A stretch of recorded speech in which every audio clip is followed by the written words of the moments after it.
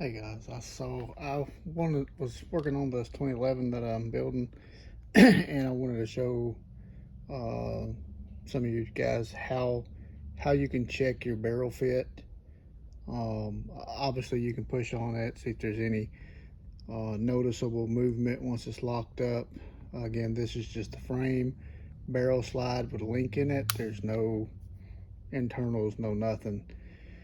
But so this barrel locks up on a 1 degree angle, and you want to, if you're, especially if you're cutting this with by hand, uh, you tend to want to cut the barrel feet square or parallel. It needs to be locking up the whole time. So I'll show you. Hopefully you can see and get you a little bit up here. We'll zero this out.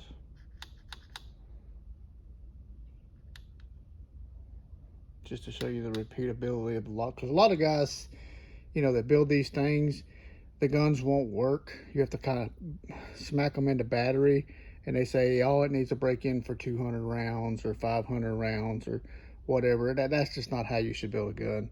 The way you should build a gun is like this, where when you unlock it, you lock it back up, it comes back to zero, back to zero, back to zero, back to zero.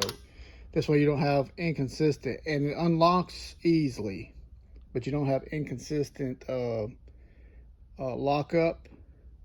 And like say this it was fit kind of loose, then depending on, recoil and how you manage recoil, every time it come back forward, if you look here, when I push down on the barrel, I'm gonna try not to, because this is on the vise and the receiver's clamped into the vise. So when I push down, I'm gonna push down pretty hard here, and you're gonna see that it's not. See, I'm pushing hard, and there's zero movement there. And then to check to make sure that you're constantly locking up instead of going up to a certain height and then kind of plateauing there, or even sometimes, like I've seen some Kimbers where the lockup was really bad, where the feet was cut to where it would come up and then set back down. Now, technically, that's how Browning originally designed it, a little bit, because it needed to go over center. And with GI guns and all that stuff, sometimes they would go a little bit above and then come back down a few thousandths. But as you can see, so that's completely out of battery.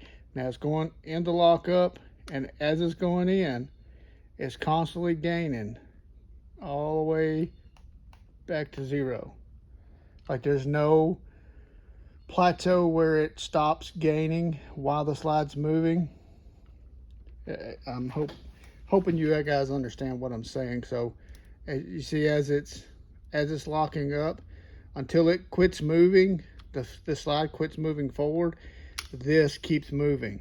So, and it's going up, right? So it's dropping out of lockup there, coming up, locking up, and even though the barrel's locked up, it's continuously locking up more and more and more till it gets back to zero.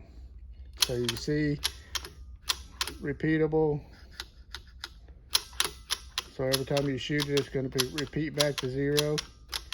And once it's locked up, it's in battery there, but you still have some forward movement of the slide. It's continuously getting tighter and tighter and tighter until it goes back to zero. So hopefully that makes sense. And again, just so you can see the setup here, I just got the frame clamped in the vise. Put your indicator on the vise, and then when you go to test here, make sure that you're holding the gun, so you're not like, so I don't know if you can see. Well, I can't do it because the vise, well, you can see it moving a little bit because I'm kind of flexing this down in the vise, pushing on this. Anyway, and then Of course, we unlock this. Let's get over here where we can see what's going on. And just so you guys, straight up here. I know this light's a little bit wonky, but so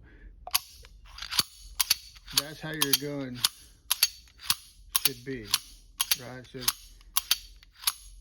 it shouldn't go forward to about there, and then you have to bump it closed. All that's doing is putting excess wear and tear on your slide stop pin. There's no reason for it. Just fit it. Some guys don't want to fit it that far because they're worried about overfitting it and then it having that little bit of movement right here when you push on it. But and again, a couple of thousands probably ain't gonna hurt anything. But just, you know, fit it all the way. Don't stop short, because you hear all these guys saying that, you know, you got to break them in, and that this gun should run straight out of the gate like a factory gun.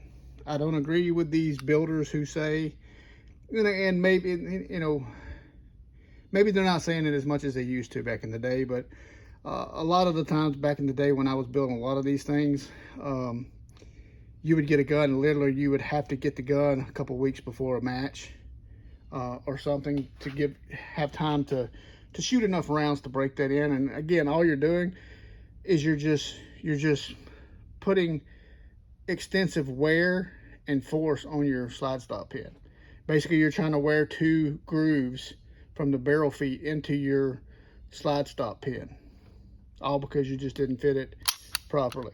Like I said, my slide stop pin fell out, or my slide stop fell out. Yeah, so like I said, it should operate freely. And like I said, this thing should work just like a Glock when you buy a Glock. It should just run.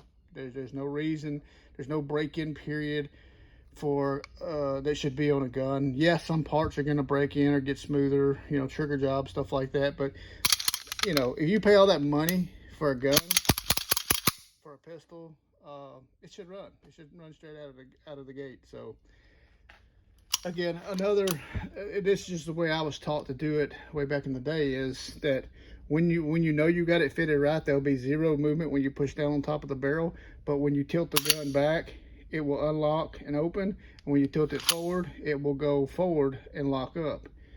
And you see it's locking up. I still got to blend all this, but it's locking up all the way where it should be and unlocks. Sometimes I think I'll just hold it with my thumb with the slide stop. Again, just tilting it up, tilting it down. So anyway, hopefully you get something out of this. If nothing else, at least the little trick I just showed you over here with this setup, pretty simple setup,